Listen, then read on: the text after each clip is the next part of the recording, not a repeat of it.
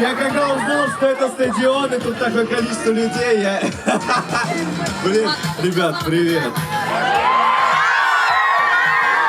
Я летел сюда 7 часов.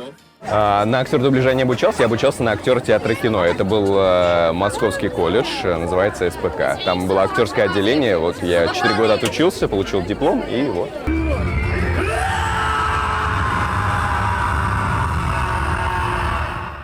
Каждый персонаж индивидуален, и его интересно озвучивать. В этом и прелесть этой профессии, что постоянно что-то новое. И даже если он раздражающий, все равно это в новинку. Поэтому это в какой-то степени интересно, приятно.